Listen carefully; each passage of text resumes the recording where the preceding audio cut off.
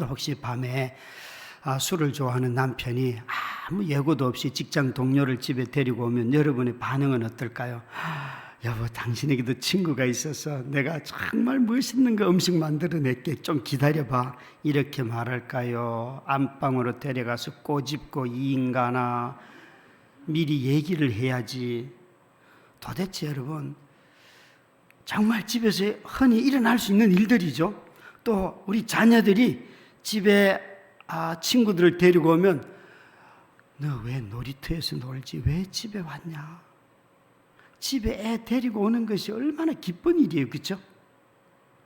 예, 알겠어요. 또 제가 여러분에 대해서 아는 게 진짜 많아지고 있어요. 별로 기쁜 일이 아니야. 뒷 일을 어떻게 감당할 것이며. 아니, 요즘 사람들은 핸드폰이 있고 매체가 발달돼서 다들 하는 말이 미리 알려주지. 이게 누구 중심이에요? 아니, 한 가족도 그러할진데 나그네로 이야기되는, 언급되는 사람들은 내가 이 집에 갈 거예요 라고 미리 알려줄 수 있어요, 없어요? 없어요. 없어요. 특히나 예수님 당시에는 SNS가 없었기 때문에 여행 중에 누가 찾아와도 이건 맞이하든지 아니하든지 둘 중에 하나이지 미리 알려주고 온다, 이건 불가능한 거예요. 우리가 사람을 대하는 걸 가만히 보면 누구 중심인지를 단번에 알 수 있어요. 단번에. 여러분, 이번 주제가 부흥 다시 살게 하소서인데, 이 다시 살려고 하면 오늘 이 말씀을 통해서 기도는 사랑이다 하는 제목인데, 왜 기도가 사랑일까 하는 걸 한번 곰곰이 생각해 보시기 바라요. 우리 모두가 다 예수님이 살던 시대에는 편의점도 없고 SNS도 없기 때문에 그냥 밤에 친구가 찾아오고 와서 뭘 달라고 하면 응하든지 응하지 않든지 둘 중에 하나일 수밖에 없는데, 놀랍게도 예수님은 이 비유를 기도를 가르쳐 달라는 제자들에게 하셨다는 거예요. 우리에게 기도를 가르쳐 주십시오라고 했는데 예수님이 주기도문을 가르쳐 주시고 난 뒤에 비유를 들어서 밤에 이런 친구가 찾아왔다, 그렇게 말하고 있어요.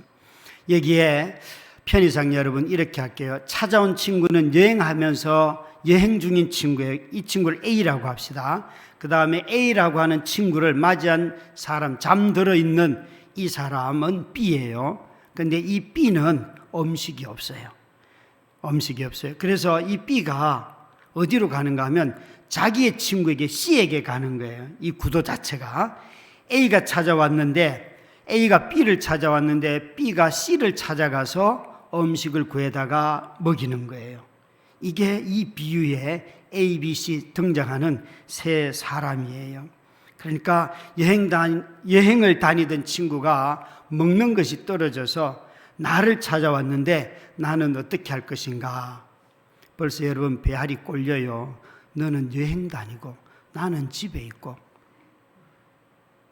누가 누구한테 뭘, 여러분 이런 친구가 혹시 여행 떠난 친구가 돈이 좀 모자라는데 돈 좀 보내줄래? 이렇게 하면 여러분 기쁘게 친구야 네가 나를 생각했니? 그리고 보내줄 거야? 아니면은 배알이 털려가지고 나는 집구석에 처박혀서 떠나지도 못했는데 너는 돌아다니다가, 여러분 어떤 심보일 것 같아요? 참 예수님 당시나 지금이나 사람 마음은 여러분 똑같습니다. 누군가는 늘 여행 다니는데 나는, 아니 결혼하고 지금까지, 아니 싱글로 사는 지금도 여행이라고는 몇 년째 직장 생활에 매여서 떠나본 적이 없는데 옆에 있는 저 사람은 매번 여행 가는 것 같아요. 이런 거 있잖아요, 여러분. 어디 커피숍에 가면 나 이거 어쩌다가 한번 나왔어. 그런데 그 어쩌다 한번 나온 사람들이 너무 많아요. 너무 많아요. 전부 다 그런 마음을 가지고 있어요. 근데 실상은요, 많은 성도들이 보면 정말 여행을 가는 일들이 너무 희귀한 일들이에요. 누구나 일상으로 여행 갈 것 같지만 여행 가는 사람 정말 드물어요. 그런데도 마치 우리는 다른 사람들은 늘 그런 일 하는 것 같아요. 여기에 이제 A, B, C가 어떻게 하는지 한번 보세요. 오늘 이 본문은 우리가 너무 잘 아는 거예요. 음식은 누구에게 있는가 하면 놀랍게도 A도 없고 B도 없어요. 누구에게 있어요? C에게 있어요. 이렇게 말할 수 있잖아요. B가 나도 음식이 없어. 거기서 끝낼 수 있잖아요. 없는 걸 달라는 사람한테 참 나에게 없는 걸 달라고 하면 여러분 분노가 일어나기가 쉬워요. 무력감을 느끼니까. 그런데 이 B가 음식이 있는 C를 찾아갔어요. 그래서 이 C가 하는 말이 네가 벗됨을 인하여서는 내가 주지 않지만 이 너의 간청하는 이것 때문에 내가 준다라는 거예요. 여기에 간청이라고 하는 단어를 여러분 잘 기억하셔야 됩니다. 이 간청이라는 말의 뜻에 숨겨져 있는 중요한 의미는 이 필요가 누구의 것이에요? 내가 지금 배가 고파서 자다가 배가 고파서 일어나서 라면 삶아 먹는, 그런데 라면이 없어서 옆집에 가서 달라고 하는 내 욕구를 채우는 게 아니에요. 놀랍게도 A의 필요를 채우는데 자기에게도 없는 거예요. 내게도 없고 내 필요도 아닌데 이것을 여러분 간청하실 수 있겠어요? 제가 좀 크게 말해볼까요? 미얀마의 민주화 시위가 저렇게 일어나고 500명 이상이 죽었다고 이야기하는데 여러분 진심으로 한번 기도해 보셨어요? 그냥 예배 시간에 교회에서 우리 미얀마의 민주화를 위해서 저렇게 인간을 살상하는 군부 독재가 물러가도록 위하여서 기도하십시다. 이렇게 예배 순서상의 기도 말고 그 텔레비전에 나오는 화면을 보면서 울고 인간을 어떻게, 군인은 그 나라를 보호하기 위해서 있는 아주 합법적인 집단이 군인인데 어떻게 자기 백성을 500명 이상을 그렇게 총을 쏴 죽입니까? 우리 민족도 5.18 광주 항쟁 때 겪었던 아픔이 있잖아요. 근데 그게 지금이 지나도록 조사도 잘 안 되고 그것 때문에 계속 논쟁을 하고 있지 않습니까? 하물며 500명 이상이 죽은 것도 아니에요. 우리는 얼마나 많은 사람이 지금 죽고 있는데 우리가 그런 사실들을 보면서 여러분의 기도가 진심으로 나오냐 이거예요.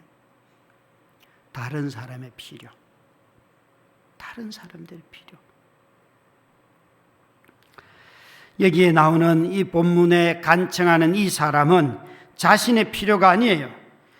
여행 떠난 친구가 먹을 것이 없다고 먹을 것이 없는 나에게 찾아와서 구할 때에 그는 놀랍게도 그것을 자기 친구에게 가서 구했다는 것이에요. 그러니까 여기에는 자신이 음식이 없는, 자신이 집이 없는, 자신의 자녀가 아픈 자기의 절박함이 아니고 내게 와서 구하는 자의 절박함이 이 속에 숨겨져 있어요. 그래서 간청이라고 하는 말의 뜻은 사랑에서 나오는 절박함의 기도예요. 내 안에 사랑 때문에 나오는 절박한 기도, 그것을 본 C가 음식을 주게 됩니다. 정말 C도 먹을 것이 없는 이 B의 간청을 보면서 쟤는 잠자리에 들어갔으면 그냥 편안하게 잠이나 잘 것이지 그렇게 말해도 되잖아요. 그죠? 또 다 잠든 밤이기 때문에 C에게까지 가서 무례하게 할 필요가 없어요. 그런데 이 B는 C를 깨웠다는 것이에요. 나이 드신 엄마가 제게 해줬던 사랑의 이야기. 늘 시골에 살 때 우리 엄마는 가족들이 이렇게 둘러앉으면 그게 남 이야기인 줄 알았어요. 나는 먹었다, 배부르다. 그런데 나중에 알고 보니까 자식들 먹이고 가족들 먹이느라고 엄마는 그냥 대충 때우는 삶. 근데 저는 그게 정말인 줄 알았어요. 엄마가 드신 줄 알았어요. 나 다 먹었다, 배부르다. 얼마나 엄마가 자식들을 먹이려고 수고를 다 했음에도 불구하고 자신이 먹을 양이 없으니까 그것을 몰래 지나갔던 그런 시절이 있더라고요. 나에게는 없어도 친구의 필요를 채우고자 드리는 기도, 그게 바로 사랑이고 그게 바로 우리의 기도예요. 여러분, 기도에 열심을 내기 전에 먼저 내 안에 무엇을 왜 기도하는가를 먼저 살피셔야 해요. 우리 모두는 다 자신의 필요에 대해서 반응하지 않는 사람들조차 있어요. 자신의 필요가 있어도 하나님께 구하지 않는 사람은 이미 믿음이 없는 삶이에요. 그 사람은 자신이 구원받았는지 한번 깊이 돌아봐야 해요. 돌아봐요. 왠가 하면 인간은 하나님을 의지하도록 지어진 존재이기 때문에 하나님이 나는 창조주다라고 말한 이유는 불신자든 신자든 이 세상에 존재하는 동물이든 식물이든 모든 피조물들은 다 아버지를 의지하도록 지어진 존재인데, 성도는 그 아버지가 하나님인 것을 알고 공급자인 그분을 의지하는 삶을 사는 사람들이 성도예요. 불신자들은 그걸 몰라. 자기들이 그냥 노력하고 수고하고 자기들이 먹고 사는 줄 알아요. 그게 불신자의 아주 전형적인 성경에서 가르쳐 주시는 모습이에요. 여러분, 여기에 계신 분들 중에 모든 자녀들 다 양육하고 이제는 떠나보내서 출가해서 혼자 살거나 또 자녀들을 키우는 일로부터 자유로우신 분들이 정말 계실 거예요. 그런데 이 코로나 시대에 가만히 보면요, 제일 누가 어려워하는가 하면 집에서 애 하나, 둘, 셋 키우는 엄마들이 제일 어려워해요. 혹시 여러분들 자신은 자녀 다 키웠어도 그런 성도들이 이렇게 보이거들랑 그 집에 가서 일주일에 한 2시간만 내가 애들하고 놀아줄 테니까 김 집사님은 저 공원 좀 한 바퀴 돌고 와요. 저 꽃구경 좀 갔다 와요. 혹시 그렇게 하면 어떨까요? 그렇게 그냥 아이고 내가 집사님 애들 위해 기도해 줄게. 아니, 애들의 필요는 엄마가 알아서 할 거예요, 여러분. 그런데 엄마의 필요, 정말 아이들에게 매달린 아이들로 인하여서 꼼짝달싹도 하지 못하고 사는 그 엄마들을 보면서 우리 성도들 중에 자녀 양육을 어느 정도 한 자유로운 분들이 아이고 나는 꽃구경 가요 하지 말고 일주일에 한 2시간만 성도들의 가정에 가서 애들 봐주면 그 가정이 여러분 성도로서 느끼는 은혜가 어떨까요? 한번 좀 생각을 해봐요. 여러분, 기도는 하나님 앞에 나와서 뭐라고 쭝얼거리는 것도 기도이지만 놀랍게도 우리의 삶 자체가 하나님의 성품을 잘 드러내면 그게 바로 기도예요. 주의 뜻이 여기에 이루어지고 주님의 성품이 우리의 삶 가운데 그대로 나타나고 그게 바로 다 기도예요. 그래서 가만히 여러분들 주변에 기도 응답이 많은 이런 사람들 중에 이런 분들이 계세요. 저 사람은 나와서 별로 기도도 안 하는데 하나님이 굉장히 선하게 대하는 것 같아요. 그 사람은요, 삶의 하나님의 성품대로 살기 때문에 그가 바라는 것 자체가 하나님이 원하는 것일 가능성이 매우 높아요. 저 태백에 가면 예수원이 있는데 그 입구에 돌에 있어요. 기도는 노동이고 노동이 기도다. 이게 무슨 뜻이에요? 여러분 다 일하면서 기도해 보셨어요? 헷갈릴걸요? 이 말의 뜻은 우리가 무엇을 하든지 기도도 하나님의 뜻을 구하는 것이고 노동은 하나님의 뜻대로 행하는 것이기 때문에 둘 다가 똑같다는 거예요.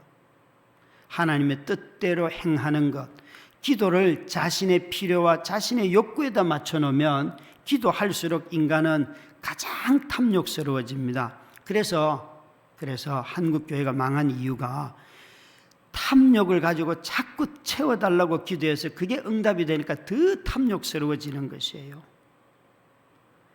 더 탐욕스러워지는 것이에요.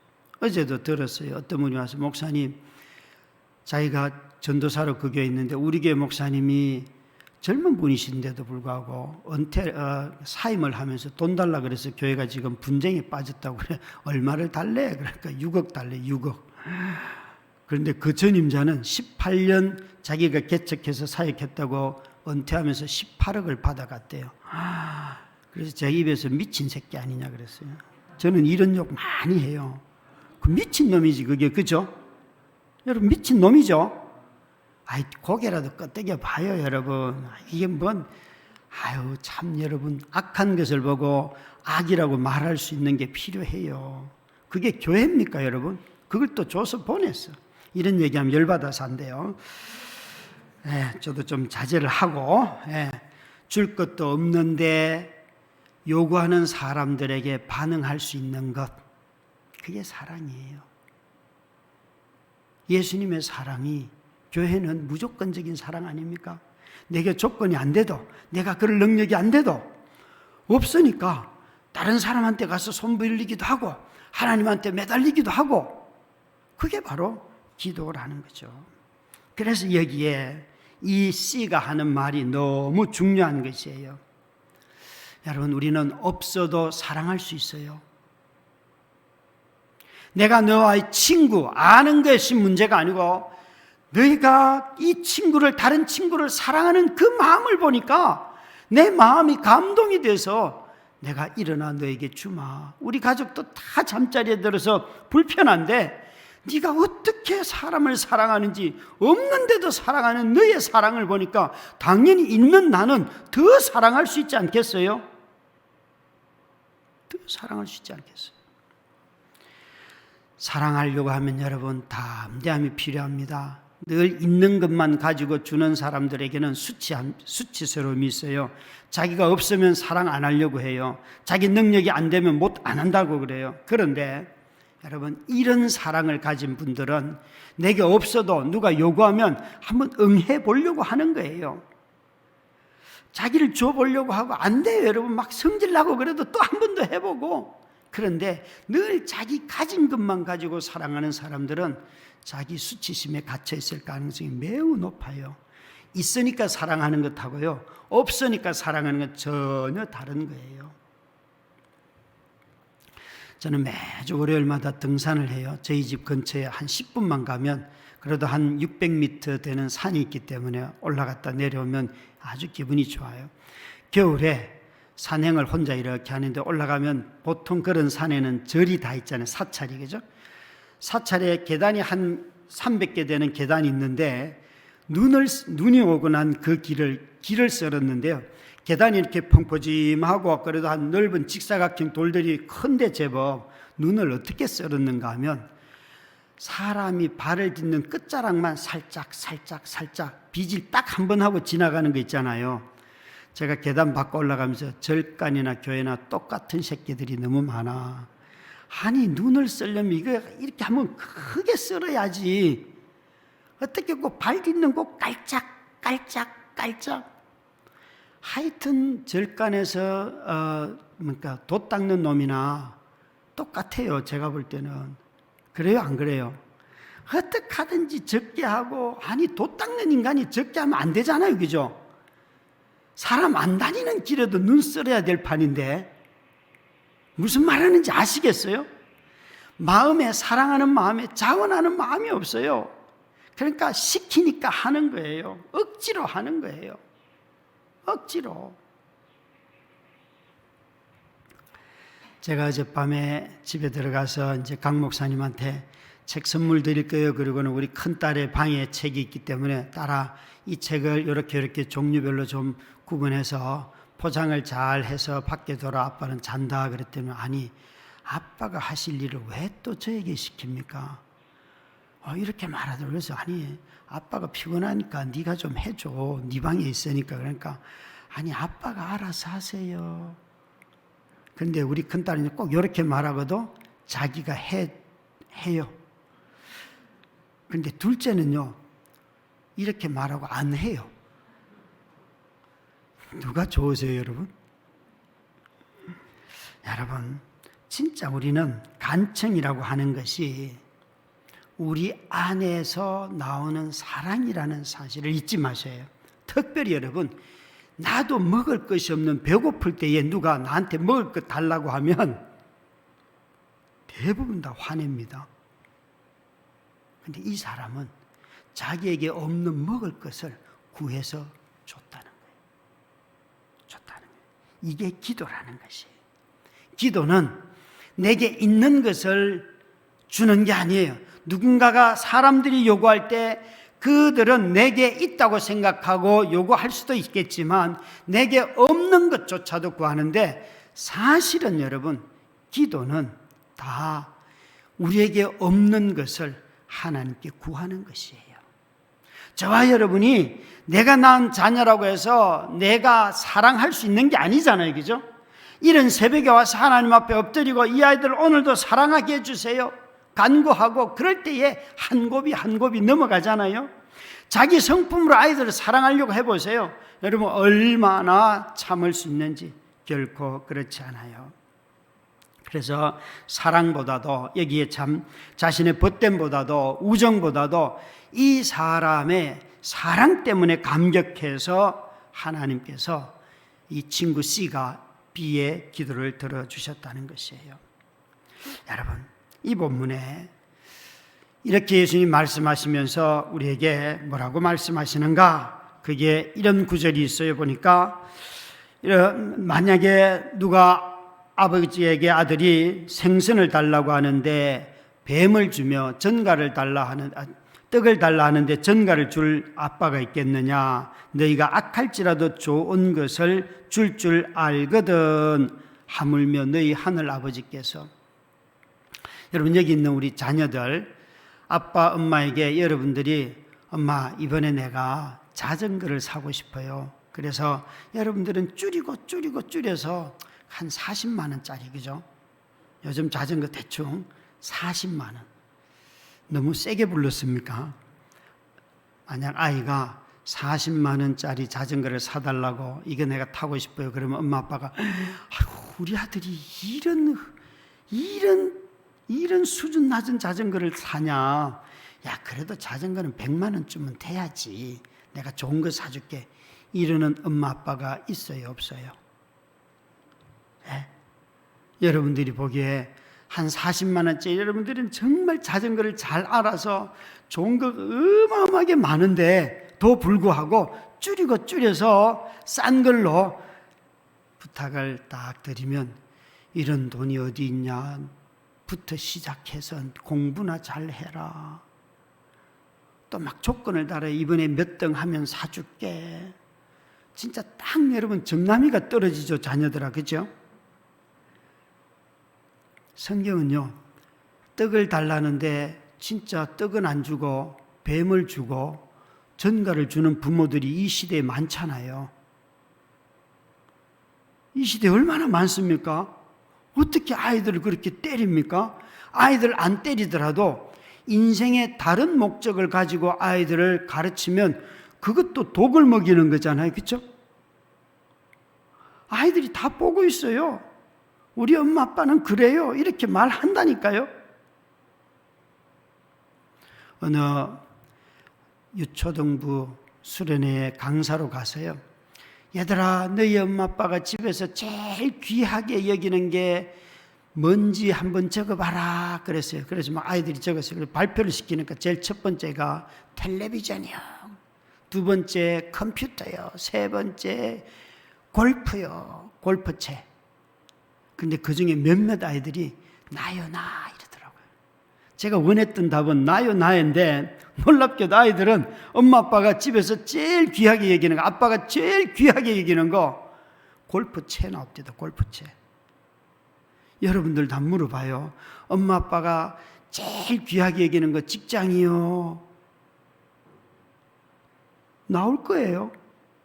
아이들은 다 알고 있어요. 여러분, 우리 모든 부모된 자들이 보여주는 모습은 아이들이 다 알고 있어요.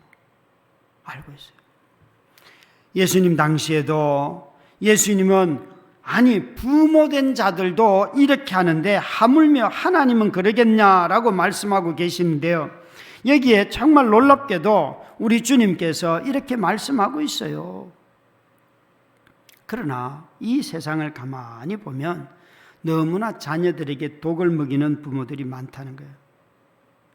밥 먹는데 찡찡댄다고 그 아이의 입에다가 수건을 물리는 그런 부모도 있더라고요. 처먹기 싫으면 먹지 마 그러면서. 여기에는 그런 분 안 계시겠죠? 도대체 목회를 해보면서 이 정말 상상할 수 없는 일들이 너무나 많은 곳에서 일어나요.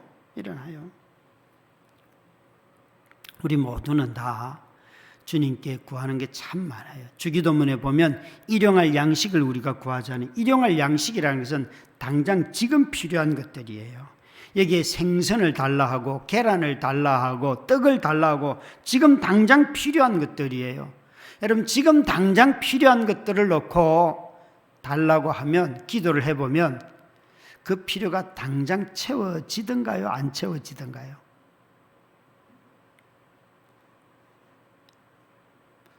지금 당장 필요한 거 참 생각보다 잘 안 채워지죠.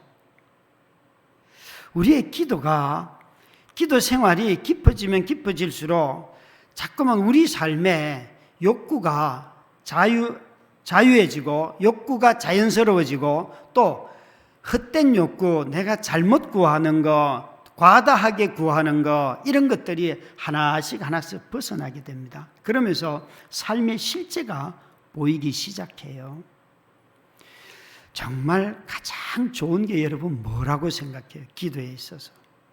왜 오늘 주님은 기도를 이렇게 여행 중에 찾아온 친구의 예를 들었을 뿐만 아니라 마지막에 가서 이해 안 되게 하물며 하늘 아버지에게 구하는 자에게 성령을 주시지 않겠느냐.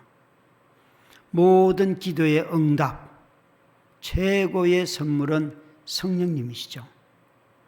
부흥, 우리로 다시 살게 하소서 우리가 구해야 할 것이 있다면 그것은 오늘 성령을 구하는 삶이에요. 성령보다 좋은 선물이 없어요. 성령을 선물로 주시리니 이것보다 좋은 게 없다니까요, 여러분. 여러분의 자녀들이 이번 입시를 위해서 기도하실 때에 하나님 앞에 기도하면 하나님이 응답을 주시기를 나는 그 아이에게 성령 줄 거야. 이게 기쁠까요? 그 아이가 서울대학 가게 해준다는 확신의 말씀이 기쁠까요? 성령보다 좋은 것이 없어요. 성령을 주시면 이 아이가 평생 살아가는 동안 그 성령을 따라서 지혜롭게 살고 거룩하게 살고 자유하게 살고 있어도 살고 없어도 살고, 그죠? 성령이 주시는 은혜가 얼마나 큽니까? 오늘 자녀들을 위하여 기도하실 때에 이 자녀가 컴퓨터 게임 하지 말게 해주세요, 이런 기도 하지 마세요, 여러분. 그 아이는 컴퓨터 하게 돼 있어요. 그런데 이렇게 기도하세요. 하나님, 이 아이의 마음에 성령이 부어지게 해주세요. 그러면 한순간에 변하고요, 마음이, 아이들이요, 그 컴퓨터를 하면서도 아이들이 자유해지고 그것 가지고 먹고 사는 도구가 될 거예요. 여러분, 우리는 우리 자신의 필요에 너무너무 민감한데요, 놀랍게도 성령은 무엇이라고 해요? 성령을 사랑의 영이라고 하는 거예요. 성령 충만하면 다른 사람의 필요에 예민해져요. 그래서 초대교회가 성령이 임하였더니만 교회 안에 핍절한 사람들이 없었더라 했던 이유는 성령이 임하니까 내 필요에 민감해진 것이 아니라 내가 어떤 재산을 가지고 있고 땅을 가지고 있고 집이 있고 한데 저 집이 없고 땅이 없고 사는 형편이 너무 어려운 사람들이 보이는 거예요. 그래서 그걸 팔아서 교회에다 갖다 바쳐서 교회가 그 어려운 궁핍한 성도들을 돕게 했더니만 교회 안에 핍절한 사람들이 없었더라. 사도행전에 나오잖아요. 여러분, 이런 영을 여기 계신 모든 분들이 받으시기를 주의 이름으로 축원합니다. 여러분, 이런 성령의 사랑의 영을 받으면 우리는 이런 마음에, 야, 손해나는데 저거 안 받아야겠다. 주님, 저는 그거는 안 구할 거예요. 여러분, 정말 성령의 영이 임할 때에 한국교회는 살아납니다. 방언 가지고 교회가 사는 게 아니에요. 초대교회가 살아났던 이유는 방언을 했고 또 기적을 베풀었기 때문에, 병든 자가 일어났기 때문에 교회가 산 게 아니에요. 사도행전에 보면 방언이 임했을 때는 조롱받았고요, 안전뱅이가 일어났을 때는 베드로 보고, 야, 네가 하나님이다. 기적이 일어난다고 다 예수 믿는 게 아니에요. 그런데요, 바나바가 자기 재산을 팔아서 교회 바치니까 사람들이 따라했어요. 그 대표적인 사람이 바로 사도행전 5장에 나오는 아나니아와 삽비라예요. 흉내 내다가 죽었어요. 그냥 아이고 대충 조금 드렸습니다 그러면 됐는데 다 드렸습니다 해서 죽은 거예요. 여러분 헌금할 때 다 드렸습니다 이런 얘기 하지 마세요. 조금 드렸습니다 그래야 사는 거예요. 아나니아 삽비라가 죽었어요. 그래서 그 사도행전 5장 13절 14절에 보면 사람들이 하나님을 칭송하지만 감히 상종하지 못하더라. 무슨 소리예요? 교회를, 성도를 가볍게 대할 수가 없는 거예요. 와, 저 사람들은, 저 단체는 가서 거짓말 하다가는 내가 죽는구나. 돈 내고 죽고. 굉장히 좋은 데죠, 그죠? 여러분, 이게 초대교회가 가지고 있었던 거룩함의 위험이에요. 오늘 한국교회는 이런 위험이 없어요. 지나 개나 와가지고 정말 교회만 뭐 한 다녀주면 좋고 그런 게 어디 있습니까? 하나님의 영이 있는, 하나님의 말씀이 있는, 또 부름받은 거룩한 백성들이 있는 교회의 영광이, 위엄이, 디그니티가 그거밖에 안 됩니까? 그죠? 여러분, 우리가 사랑의 영으로 충만할 때에 교회는 다시 그 영광스러움을 회복하게 돼요. 정말 여러분, 이 교회가 그런 놀라운 은혜를 입고 더시티 사랑의 교회가 이 지역에 이 허다하게 많은 사람들이 있는 이곳에서 이런 영으로 충만하여서 기도가 사랑으로 충만하고 사랑이 기도 가운데 담겨져서 여러분의 개인도 살지만 교회가 살고 이 지역이 사는 은혜를 누리시기를 주의 이름으로 축원합니다. 기도하겠습니다.